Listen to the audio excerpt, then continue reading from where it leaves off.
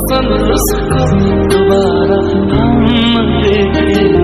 तेरी सूरत ना हो जिसमें, हाँ तेरी सूरत ना हो जिसमें वो शीशा तोड़ देंगे।